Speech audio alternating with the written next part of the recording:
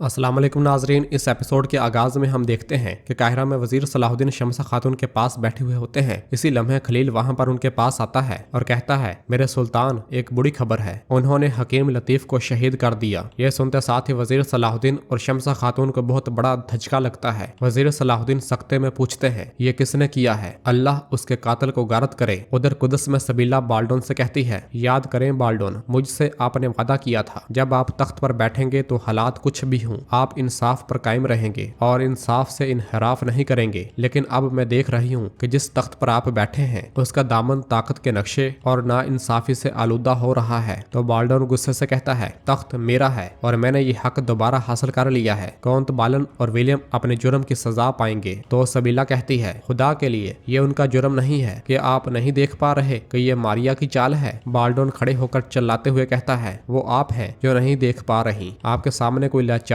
बीमार बच्चा नहीं है जो आसानी से मुतासर हो सके। मेरी बीमारी, जिसे आपने मेरे तख्त पर बैठने के लिए रुकावट समझा, खुदा की तरफ से इम्तिहान था और मैं इस इम्तिहान में कामयाब होऊंगा। शहजादी सबीला, अब आप जा सकती हैं, मैं थोड़ा आराम करना चाहता हूँ। दूसरी जानब लाडगाए मारिया से कहता है, शहजादी सबीला आसानी के साथ अपने भाई पर अपना असर रसूख तर्क नहीं करेगी। तो मारिया कहती है, कोई फर्क नहीं पड़ता, वो चाहे जितनी भी कोशिशें करें। बाल्डोन अब बादशाह है। और फिर चातलियन कहता है, बादशाह अपनी मर्जी के लिए फैसला करने के लिए आजाद होता है या नहीं? तो मारिया कहती है, बादशाह बाल्डोन को अब विलियम और बालन को सजाए मौत देनी होगी। मुझे इस बात को यकीनी बनाना है। आपकी जिम्मेदारी नए बादशाह को फौजी इमदाद फराहम करना है। हर कोई अपना फर्ज अदा करेगा। क्या ऐसा नहीं है लाडगाए? यह सुनते साथ ही लाडगाए चातलियन के साथ चला जाता है। और फिर सबीला कमरे से निकलकर आगे बढ़ ही रही होती है कि मारिया उससे कहती है, ऐसा लगता है कि बादशाह बाल्डोन के साथ आपकी मुलाकात उस तरह नहीं हुई जैसी आप चाहती थी। तो सबीला कहती है, आपको वो मिल गया जो आप चाहती थी। अपनी जीत का मजा लें, लेकिन ये ना भूलें कि बाल्डोन जल्द या बदेर हकायक को देख लेगा। तो मारिया कहती है, मेरी सिर्फ इतनी तमन्ना है कि काश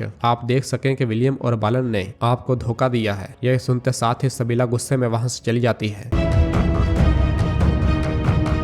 इधर शाम में गमुश्तगीन कायमाज से कहता है, मेरा ख्वाब पूरा हो गया कायमाज, सुल्तान नूरुद्दीन जंगी का तख्त नशीन अमीर गमुश्तगीन है। तो कायमाज कहता है, ये मत भूलें कि नूरुद्दीन जंगी को ये तख्त हकदाराना तौर पर मिला था और आपने इसे खरीदा है। तो गमुश्तगीन कहता है, तुम बहुत जल्दबाज हो कायमाज। तो कायमाज कहता है, अब आप साहिब इक्तदार हैं, खजाने की चाबी आपके हाथ में है। सुल्तान के लिए ये मुनासिब है कि वो अपने नायब के साथ किए गए वादे की पासदारी करे। तो गमुश्तगीन कहता है, मैं तुमसे अपना वादा निभाऊंगा, लेकिन खजाने की सूरत हाल। तो कायमाज कहता है, मैं बहानों से थक गया हूँ अमीर गमुश्तगीन, मैं चाहता हूँ कि आप वो सोना जल्द अज जल्द मौसल मुंतकिल कर दें जिसका आपने मुझसे मेरी हमायत के लिए वादा किया था, वरना मैं गोकबोरू को सब कुछ बता दूंगा, उस जाल के बारे में भी जो मैंने बोरो के लिए तरतीब दिया था और उसने अयूबियों का दुश्मन बनने के लिए क्या किया, मैं उसे हर चीज बता दूंगा। ये सुन ले, हर एक चीज। ये सुनकर गमुश्तगीन गुस्से से कहता है, कायमाज जो चाहे करो, मैं तुमसे उस खजाने को नहीं छुपाऊंगा जो मुझसे पहले आने वालों ने मुझे दिया था। दूसरी जानब उमर मुल्ला ने शहजादा इस्माइल को उठाया हुआ होता है। हिजर उनसे कहती है, अच्छा हुआ कि आप तशरीफ ले आए उमर मुल्ला, ये सारी रात बेचैन रहा, मुझे नहीं मालूम कि ये नजर बद से मुतासर हुआ है या नहीं, लेकिन मैं इसके लिए दुआ करती रही। तो उमर मुल्ला कहते हैं, बेटी तुम बहुत थकी हुई लग रही हो, तुम्हें जब भी मौका मिले तो आराम कर लिया करो। और फिर दुआ मांगते हुए कहते हैं, या रब अपने फजल से इस यतीम को उम्मत का खिदमतगार बना दे और इसके दिल में जहाद की वो मोहब्बत डाल दे जो इसके बाप के दिल में थी। अपने मैदानों का फाते हमारे दिलों की रोशनी और हमारे कौम के लिए इसे रहनुमा बना।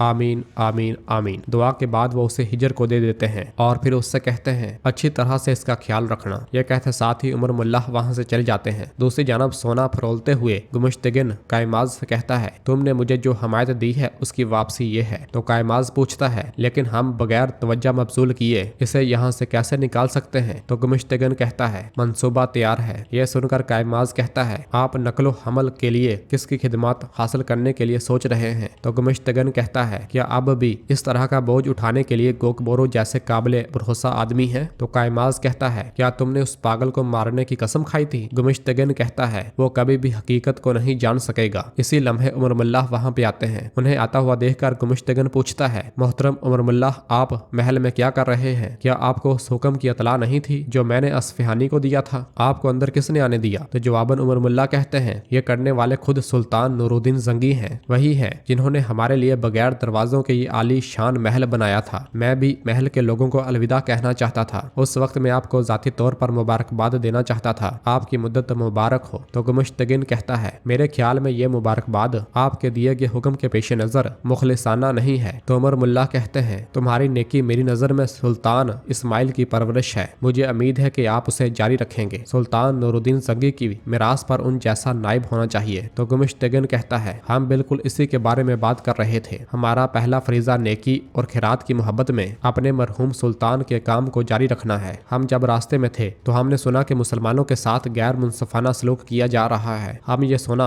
जरूरतमंद मुसलमानों के गाँव में तकसीम करने के लिए भेजेंगे। तो उमर मुल्ला कहते हैं, ये बहुत अच्छा ख्याल है। अल्लाह इस अजीम ममलिकत पर जवाल न लाए जो मजलूमों का सहारा है। ये कहते साथ ही उमर मुल्ला चले जाते हैं। उनके जाने के बाद गुमुश्तगिन गुस्से से कहता है, मैं शाम में इस आदमी को बर्दाश्त नहीं कर सकता। कायमाज पूछता है, इस मंसूबे के बारे में कोई मसला तो नहीं होगा? गुमुश्तगिन कहता है, फिक्र न करो, अपने आदमियों को गोकबरू को लाने का हुक्म दो और अल्लाह से आने वाले मुसलमानों का पुरतकपाक इस्तकबाल किया जाए। मैं जरूरी हुक्म लिखूंगा। उधर काहिरा में वजीर सलाहुद्दीन अपने साथियों से कहते हैं, दुश्मन को देखें जिनसे हम एक सदी से लड़ते हुए आ रहे हैं, उसे जाने और याद रखें। वो इतना घटिया है कि उसने हकीम लतीफ को मार डाला जिसे हमने उसकी देखभाल पर मामूर किया था। उन्हें अपने बादशाह की जान की कोई परवाह नहीं थी। अब उस नए बादशाह को फौरन खत लिखो, उससे कहो कि मैं उससे रूबरू मिलना चाहता हूँ। क्या हुआ, कैसे हुआ और ये किसने किया, मुझे सब मालूम होना चाहिए फाजल। यह सुनते साथ ही काजी फाजल चले जाते हैं। बोरो कहता है, भड़काने वाले मालूम है, कातिल या तो मलका है या चातलियन। तो वजीर सलाहुद्दीन कहते हैं, या फिर दोनों। जब मैं बादशाह से बात करूंगा तो हकीकत सामने आ जाएगी। बोरो कहता है, बच्चा अभी छोटा है, क्या हम उसे जान सकेंगे? तो जवाबन वजीर सलाहुद्दीन कहते हैं, हर खुशबू बिलाकर अपने मालिक को जाहिर करती है बोरो। दूसरी जानब कराकोश मंजनिके बनाने में मसरूफ होता है और अपने साथियों को तेजी के साथ काम करने की हिदायत देता है। इसी लम्हे अलीसा अपने सिपाही के साथ वहां पे आता है और कहता है, तुम्हें जो कुछ चाहिए बोलो, हम ला कर देंगे। तो कराकोश कहता है, मेरी जरूरत की हर चीज यहाँ पे लिखी गई है। मैं सबसे पहले मजबूत लकड़ी चाहता हूँ और फिर मुझे मजबूत रस्सियां चाहिए और फिर हमें कीलों के लिए लोहे की जाली, सलाखों और फलाद के जोड़ों और अंगूठियों की जरूरत होगी। और मजीद ये कि माइल्स उसकी बात काटते हुए कहता है, क्या तुम्हारी दरख्वास्तें कुछ ज्यादा नहीं है? तो जवाबन कराकोश कहता है, अगर आप फराहम नहीं कर सकते तो बता दें। अलीसा एकदम से कहता है, हम करेंगे, लेकिन इसमें कुछ वक्त लगेगा। कराकोश कहता है, अभी वक्त है, जल्दी करो। ये सुनते साथ ही वो दोनों चले जाते हैं। इसी लम्हे जमुर्द मशरूब लेकर वहां पे आती है। मशरूब लेते साथ ही कराकोश उसे देखने लग जाता है। शाम में करातेगन हिजर के पास आता है और उसे काम करता हुआ देखकर कहता है, हिजर खातून, आप ये क्या कर रही हैं? आप कपड़े धो रही हैं? रुको, गुमुश्तगिन को भी कुछ धोने दो। ऐशो इशरत के साथ नाइब बनना काफी नहीं है, उसे कपड़ों का थोड़ा ख्याल करने दो। हिजर मुस्कुराती है तो वो कहता है, आप हंस रही हैं, है ना? हमेशा हंसती रहें। क्या वजह है कि आप हमेशा उदास रहती हैं? तो हिजर खड़े होकर कहती है, कुछ नहीं, बस मुझे इस बच्चे के लिए बहुत दुख होता है। हम इसे इसकी माँ के पास नहीं रख सकते क्योंकि वो बीमार है। हम इसे इसके बाबा के पास ले जाने के लिए रवाना हुए, लेकिन ये रास्ते में ही यतीम हो गया। इसे विरासत में जंगी खानदान की मिरास मिली है, लेकिन ये नहीं जानता। तो करातेगन कहता है, फिक्र मत करो, देखो इसके पास इसका एक चचा है। हमने उन मक्खियों को भगा दिया जो इसके मालो असबाब के गिर्द घूम रही थी। अब सब खत्म हो गया। इसी लम्हे अलबेस वहां पे आता है और कहता है, चचा दरवेश ने आपको बुलाया है, ये जरूरी है। इधर गुमुश्तगिन गोकबरू और कायमाज से कहता है, एला का कमांडर आसपास के गाँव में मुसलमानों पर हमले कर रहा है। तो गोकबरू कहता है, ये जलील इंसान की फितरत है कि वो सिर्फ कमजोर और मजलूम पर अख्तियार रखता है, जबकि ताकतवर के सामने वो खामोश हो जाता है। जब मैं वहां से निकला तो मैं वहीं पर उसका सर कलम कर देना चाहिए था। गुमुश्तगिन कहता है, इसका भी वक्त जरूर आएगा। हम सबसे पहले अपने दीनी भाइयों की मदद करेंगे। कायमाज कहता है, अमीर गुमुश्तगिन मुसलमानों को सोने की एक बड़ी मकदार भेजना चाहते हैं। तो गोकबरू पूछता है, ये कैसे होगा? तो गुमुश्तगिन उसके पास आते हुए कहता है, तुम जानते हो कि यह रास्ता खतरनाक है। मुझे तुम्हारे सिवा किसी पर भी भरोसा नहीं है। वहाँ के लोग तुम्हें अच्छी तरह जानते हैं। क्या तुम्हें यह फरीजा कबूल है? तो गोकबरू कहता है, मैं इस तरह के फरीजे से कैसे इनकार कर सकता हूँ, मुझे कबूल है। तो कायमाज कहता है, देहाती सोने को लेने के लिए करीबी सराय में आपका इंतजार करेंगे। तो गोकबरू कहता है, जैसे ही मैं अपनी तैयारियां मुकम्मल करूंगा अल्लाह के हुक्म से रवाना हो जाऊंगा। ये कहते साथ ही वो चला जाता है। उसके चले जाने के बाद कायमाज कहता है, ऐसा लगता है कि यह हमारी तवक्को से कहीं ज्यादा आसान होगा। दूसरी जानब करातेगन जल्दी के साथ उमर मुल्ला के पास आता है। तो उमर मुल्ला उससे कहते हैं, काहिरा में फौरी तौर पर खबर भेजो करातेगन, ये मालूम लोग रियासत के खजाने को खाली कर रहे हैं। तो करातेगन कहता है, रुके, पुरस्कून हो जाएं और मुझे समझाएं कैसे। तो उमर मुल्ला कहते हैं, मैं जब महल पहुंचा तो वो बातें कर रहे थे। मुसलमानों के पास बड़ी मकदार में सोना भेजने जिन पर कमांडर की जानब से जुल्म हो रहा है, लेकिन ये झूठ है। अगर ऐसी कोई चीज होती तो हम सबसे पहले जानते, क्योंकि मैंने वहाँ पे बहुत से तलबा भेजे हैं और वो मुझे सब इलाके के हालात के बारे में बाकायदगी से बताते रहते हैं। उन्होंने एक मौके पर गमुश्तगिन से मदद मांगी थी, लेकिन उसने उसे बुरी तरह से बाहर निकाल दिया। यह सुनकर करातेगिन कहता है, लानत हो उस गमुश्तगिन पर। आप फिक्र मत करें चचा, मैं सलाहुद्दीन को फौरी तौर पर खबर भेजता हूँ। यह कहते साथ ही करातेगिन चला जाता है।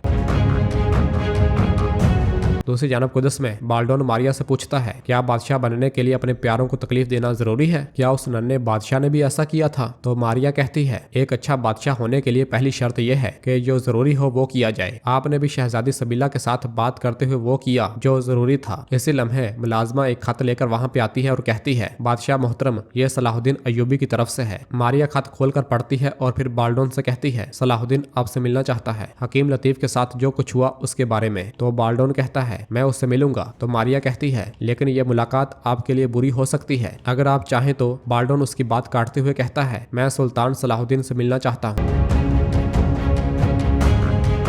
नाज़रीन, इसके साथ ही एपिसोड भी खत्म करते हैं। मिलते हैं बहुत जल्द अगली एपिसोड के साथ। वीडियो को लाइक कर दें और जिन दोस्तों ने अभी तक चैनल सब्सक्राइब नहीं किया वो जल्दी से चैनल सब्सक्राइब कर दे और बेल आइकन यानी घंटी वाले निशान को भी प्रेस कर दे, ताकि आने वाला एपिसोड आपको आसानी मिल सके। दुआओं में याद रखें। अल्लाह हाफिज।